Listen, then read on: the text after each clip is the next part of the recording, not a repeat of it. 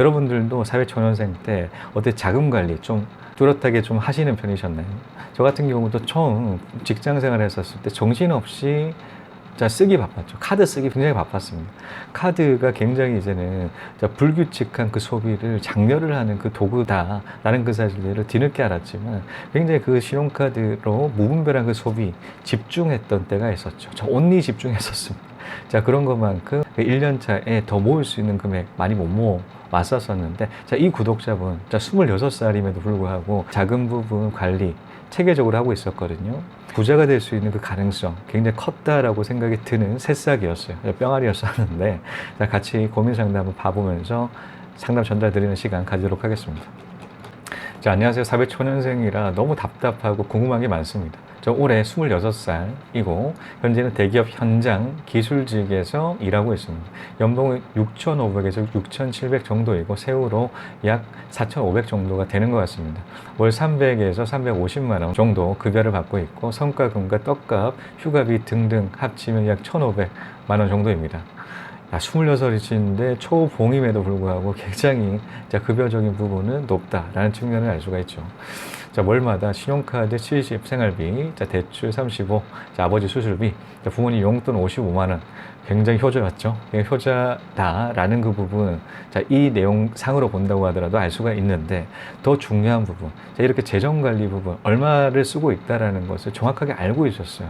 자, 26 나이에 자, 이 정도 아는 것까지가 너무 놀랍다. 자, 이렇게 체계적으로 관리하고 있다라는 그 부분들이 부자가 될 확률이 굉장히 높다라고 생각을 했거든요. 왜냐하면 부자라고 하기는 재정 관리 굉장히 필수적입니다. 자, 자신이 얼마를 쓰고 있는지에 대해 정확하게 알아야지 어떤 항목에서 조금 더 추려내서 또 투자금으로 만들 수가 있을지에 대해서 매번 고민하는 게 부자들이에요. 자, 그런 거면 자, 앞으로도 이 재정 관리를 바탕으로 부를 더 빠르게 이렇게 이어질 수가 있겠고 이 현금 흐름을 더 확보할 수 있는 방안들에 대해서 굉장히 빠른 길 찾으실 것 같다라는 생각이 들더라고요. 자, 봉 8만 원, 자, 연금 8, 펀드 5, 청약 5, 적금 100에서 120만 원, 회비 10만 원, 자, 개인 연금 40에서 50, 데이트 회사 친목으로 지출을 하고 있습니다. 제가 고등학교 때부터 아버지가 건강이 안 좋아지셔서 일을 못하고 계십니다. 그래서 제가 기둥 역할을 하고 있는데요. 자, 적금도 이제 시작하는 거고 나중에 제가 결혼을 하게 되면 부모님 생활비와 미래 부인이 될 사람 여러 가지로 생각이 많아 투자 쪽으로 열심히 공부하고 있습니다.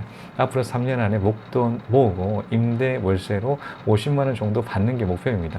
결혼을 하면서 결혼 자금 차곡차곡 모으고 계속 투자하는 것도 목표예요. 자, 부동산 경매 쪽으로 공부하고 있습니다. 제가 생각하기에는 소비를 지금보다 더 빠듯하게 해서 목돈을 모으면서 투자 공부하는 게 제일 빠른 것 같은데 전문가 입장이 너무 궁금합니다. 라는 고민 상담 전달 주셨습니다. 사회초년생임에도 불구하고 부모님의 용돈까지 챙겨 드리면서 자, 이런 수술비라든가 이런 가정의 그 기둥적인 부분 역할까지 하고 있었습니다. 그 책임감이 굉장히 무겁겠죠. 그런 의미에서 투자 방향 부분에 대한 설정에 대한 고민 상담 전달 주셨어요. 자, 이 부분 고민 상담 같이 해보시죠. 사실 이 구독자분께서는 월세 흐름 50만 원에 집중을 하고 있으셨어요. 자, 50만 원만큼 어떻게 만들지에 대해서 질문 주셨는데요. 일단 월세 흐름 만들기 위해서 종잣돈 필요하죠. 자, 종잣돈을 가장 먼저 가장 빠르게 모으는 게 핵심입니다. 이 종잣돈도 마련하지 못한 상태에서 월세 흐름 만들겠다라고 하면 욕심이죠. 자, 그런 것만큼 종잣돈, 이 초기 종잣돈 만드는데 온 힘을 다하셔야 됩니다. 사실 우리 근로소득을 저금하기 위한 방법 두 가지가 있다고 생각합니다. 자, 첫 번째는 소비를 하고 남는 금액을 저금한다. 자, 두 번째는 저축하고 남는 금액으로 쓴다. 저는 이 둘 중에 후자를 택하시라. 일단 선저축을 하고 난 다음에 나머지 금액으로 소비를 하는 그 부분 습관화 시키시라 라고 추천드리고 싶어요. 사실 혹시나 좀 큰 금액 잡잖아요. 큰 금액 잡는다라고 하게 되면 이 남는 금액이 작아지는 것만큼 너무 불편하지 않겠냐라고 생각하시잖아요. 근데 우리는 인간이에요. 적응합니다. 자, 그런 부족한 금액적인 부분에 적응하게 돼 있어요. 자, 시간이 걸릴 뿐이지 이제는 이 부분 역시 작다라고 생각했던 부분이 한 몇 개월 지나잖아요. 충분하게 더 줄일 수 있는 방안들도 생각 들 수도 있을 것만큼 적응된다라는 것이죠. 자, 이분 같은 경우는 지금 적응액이 100에서 120만 원 정도로 유동적으로 생각하고 있었어요. 유일하게 유동적으로 생각하는 부분이 저축액이었습니다. 자, 그런데 저는 개인적으로 추천드립니다. 자신의 최대치의 120만 원을 자, 설정을 하고 시행을 하시라. 어떻게 시행을 하냐? 자, 은행 같은 경우는 근로소득이 들어오는 은행이 있다라고 하게 되면 자동이체 기능이 있어요. 자, 자동이체로 저축하는 그 금액 120만 원을 최대치라고 생각한다면 최대치를 저축액으로 돌리는 거죠. 자동 계좌 이체를 신청을 한다라는 거죠. 인터넷으로 인터넷 뱅킹 들어가신다면 금방 신청하시잖아요. 자, 그런 것만큼 신청을 하고 나머지 금액으로 생활하시라. 라는 부분을 첫 번째 추천드리고요. 자, 두 번째는 시간을 늘려야 됩니다. 어떤 시간 늘려야 되냐? 재정 관리를 하는 그 시간도 늘려야 되고, 또 투자 관리, 투자를 하기 위한 그 시간 투자도 역시도 마찬가지로 같이 해야 된다. 저는 그렇게 생각합니다. 자, 부자와 일반인의 가장 큰 차이, 부분 중에 하나는 자, 이런 시간적인 부분의 투자 부분에 대한 차이가 뚜렷하게 나타난다. 라는 부분이 있어요. 자, 일반인 같은 경우는 재정관리, 투자에 대한 생각 거의 안 하죠. 자, 하루를 본다고 하더라도 한 10분 정도도 안 하시는 분들이 굉장히 많으세요. 그런데 부자들은 보통 2-3시간 같은 경우 재정관리라든가 투자하는 그런 부분들을 계속 생각을 해요. 자, 생각을 하는 것만큼 새로운 그 방향들, 앞으로 개선책들 하나 둘씩 나오겠죠. 자, 그런 나오는 거를 바탕으로 더 크게 불을 불릴 수가 있다라는 거예요. 그런데 일반 사람들은 그런 생각 안 해요. 거의 대부분 저와 같은 월급쟁이죠. 월급쟁이인 것만큼 많은 시간들이 회사 내 생활을 하다 보니까 복잡한 생각 안 하려고 하죠. 자, 자신이 모르는 분야 부분을 공부하는 것만으로도 스트레스를 받는다면, 인간이라고 하게 되면 모르는 지식이 들어왔을 때 스트레스를 받아요. 왜냐하면 모르기 때문에. 모르는 부분을 익숙해지는 과정들이 스트레스 과정이에요.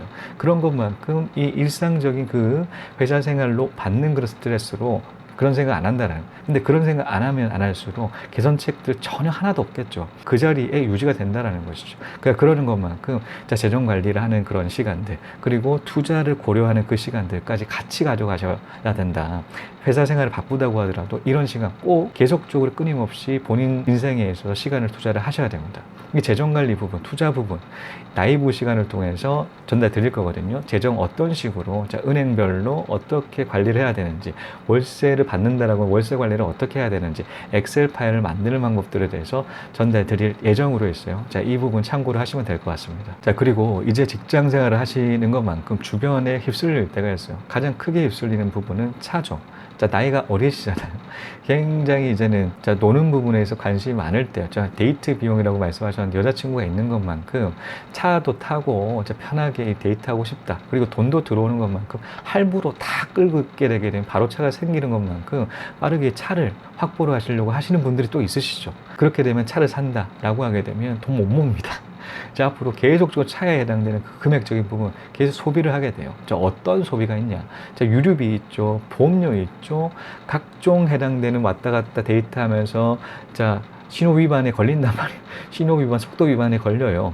자, 이런 부분 한 달에도 한 10만 원 정도는 나간단 말이죠. 자동차세 나가죠. 이런 각종 이런 범칙금 나가죠. 주차 위반 나가죠. 그런 것들 다 친다라고 하게 되면 모으는 금액 굉장히 적어집니다. 저는 그래서 추천드릴 수가 있어요. 혹시나 사신다면 1차 목표에 해당되는 월세 흐름 50만 원 만들어 놓고 사시라. 근데 차를 산다고 하더라도 중고차를 사시라. 저 같은 경우 중고차 지금까지 한 2번 정도 사본 적이 있습니다. 하나는 국산차 사고 하나는 외제차 샀는데 둘 다 만족하고 있어요. 굉장히 크게 가성비가 좋죠. 자, 그 부분 해당된 영상들이 제가 만들어 놨거든요. 왜 중고차를 사야 되는지에 대한 이유 부분에 대해서 그 영상 참고를 하시면 좋을 것 같고요. 자, 마지막입니다. 월세 흐름 어떻게 50만 원 만들지에 대해서. 자, 연봉이 굉장히 세요. 6,500에서 6,700이었나요? 6,500에서 6,700 받고 있으셨습니다. 굉장히 큰 초봉이 그 정도로 받는 그런 직장들이 거의 있을까라는 그런 생각이 들죠. 일반 대기업들도 그렇게 못 받아요. 그런 것만큼 굉장히 활용할 수 있는 것들이 굉장히 많다라는. 어떤 부분을 활용해야 되냐? 일단 신용대출 활용 무조건 하셔야 됩니다. 보통 일반적으로 은행 가잖아요. 대출금을 어떻게 산정을 하냐면, 자, 연봉이 있잖아요. 연봉의 150% 정도 이 대출 받을 수가 있어요. 자, 이 규모, 구독자분께서 해당되는 그 연봉에 해당되는 그 금액적인 부분 산출해 보면 1억 넘어요. 그러니까 무조건 9천만 원 이상에 해당되는 신용대출 뽑을 수가 있다라는 거죠. 이제 신용대출까지 뽑고 부동산 담보대출까지 딱 꼽잖아요. 그러면 기하급수적입니다. 이제 무조건 월세 투자만 하셔야 돼요. 레버리지 투자한다고 갭 투자해서 시세 차이 굉장히 높이려고 생각하는 그 순간 굉장히 이제 부추월 차선이 아니라 역추월 차선이 될 수가 있다라는 굉장히 위험한 그 위험한 투자 부분보다도 확실한 그 수익률 담보로 할 수 있는 월세 투자 하시라는 것이죠. 자, 말씀드렸듯이 담보대출까지 받는 지방 같은 경우는 여러분들 잘 아시다시피 대출 규제가 그렇게 타이트하지가 않죠. 조정 지역 같은 대출 거의 안 되는데 지방 같은 경우는 방공제를 하고 난 다음에 대출이 돼요. 지금도 마찬가지로 되고 있습니다. 자, 그런 것만큼 이를 이용을 하고 시용대출까지 활용을 하잖아요. 그러면 거의 대부분은 다 순투자금이 줄어드는 것만큼 20% 수익이 납니다. 20% 수익이 날 수 있는 구조가 만들어져 있어요. 자, 일반인 사람들도 대출 그렇게 많이 받고 싶다고 하더라도 연봉 작아서 못 받아요. 대기업들 같은 경우도 한 5년 이상이 돼야지 그 정도의 대출 받을 수가 있단 말이죠. 초년생인데도 불구하고 그렇게 대출 받을 수 있다는 것은 굉장히 행복한 큰 장점을 확보를 한 상태, 큰 무기를 확보한 상태에 투자를 할 수가 있다. 훨씬 우위적인 측면들이 있기 때문에 이 장점들 가장 잘 활용하셔야 됩니다. 자, 그래서 앞서 말씀드렸던 20% 월세 수익률 낼 수 있다고 말씀드렸습니다. 레버리지, other people's money 이용을 하신다면 레버리지 이용해서 20% 만들 수가 있다고 했어요. 자, 그러면 자, 역으로 한번 계산해 보죠. 구독자분께서 원했던 게 월 50만 원 월세 흐름이었어요. 자, 그러면 1년 친다라고 하게 되면 얼마인가요? 600만 원이죠. 자, 그러면 얼마가 있으면 20% 수익에 해당되는 자, 600을 만들 수가 있을까요? 3,000이죠. 3,000 곱하기 20, 0.2 하게 되면 600 나오죠. 3,000에 해당되는 20% 수익률은 600입니다. 자, 3,000만 확보가 된다라면 자, 월세 흐름 50만큼 충분하게 뽑을 수가 있다는 것이죠. 굉장히 이제 목표치가 뚜렷하게 설정이 됐죠. 3천만큼 이 종잣돈을 확보를 한다라는 그 1차적인 목표로 쫙 올인을 해서 최대한 그 근로소득을 이 종잣돈으로 이어질 수가 있게끔 그렇게 집중할 필요가 있다라는 거죠. 목표치가 정확하게 설정되어 있는 것만큼 빠르게 이렇게 종잣돈 확보에도 굉장히 관심 가지실 것 같거든요. 자, 이 부분 집중하시고요. 두 번째는 자, 조급함을 가지실 필요가 없습니다. 자, 이제 26살이잖아요. 26살인 것만큼 조급하게 빠르게 돈 벌어야겠다라는 그런 생각 안 가지셔도 충분합니다. 자, 지금부터 투자계에 착실하게 수행하고 실행한다라면 저는 확신이 드는데 30한 중반대에는 자신이 원하는 충분한 경제적 자유 이상을 달성할 수가 있다. 월세 흐름 만족감이 드는 정도의 그 이상으로 확보를 할 수가 있는 것만큼 조급함을 가지셔가지고 막 무리한 그런 투자 하실 필요가 없다. 저는 그렇게 생각을 합니다. 저는 개인적으로 그런 이유로 분기에 한 채씩 투자를 하시는 것을 추천드립니다. 3천만큼 확보가 되는 상태에서 하나 둘씩 투자도 역시도 고려를 하실 필요도 있겠지만 어느 정도 한 700 정도가 만들어진다라고 하게 되면 레버리지 이용을 해서 하나 둘씩 투자를 해보는 것도 괜찮을 것 같아요. 단기적으로 여러 채를 구매를 한다라고 하게 되면 이 금매 구하기가 좀 쉽지가 않죠. 금매 같은 경우는 말씀드렸듯이 그렇게 자주 있는 물건들이 아니에요. 그러니까 다 분기마다 3개월마다 한 채씩 산다라고 하게 되면 3개월에 한 채에 해당되는 금매만 발견하면 되기 때문에 그렇게 어렵지가 않습니다. 그런 것만큼 이렇게 분기에 한 채씩 늘려서 4채를 1년에 확보를 하시게 되면 본인이 원하는 월세 50만 원 충분하게 달성될 수가 있습니다. 자, 그러면 어떤가요? 그렇게 달성되게 되면 어떤가요? 추가적인 월세 흐름까지 꽂혀요. 자, 6,500에 해당되는 그 연봉, 근로소득까지 같이 꽂히다 보니까 훨씬 투자할 수 있는 여력들은 더 커지겠죠. 앞으로 계속적으로 굴러갈 수가 있다는 겁니다. 자, 추가되는 그 현금 흐름은 고스란히 투자금으로 이어질 수가 있는 그 구조를 계속적으로 갖춰가는 거예요. 자, 월세 흐름 100이 됐을 때는 더 크게, 더 빠르게 종잣돈 확보를 하고 투자 부분에 있어서 이어질 수가 있겠죠. 계속 선순환 구조를 만드시는 이 월세 흐름 부분, 조급함을 느끼지 말고 이 월세 흐름에 집중을 하시라. 이 초창기 시작점인 것만큼 그런 투자를 한다라면 앞으로 더 큰 성장 곧 이룰 수가 있습니다. 한 30대 초반 같은 더 큰 성장 이룰 수가 있을 거예요.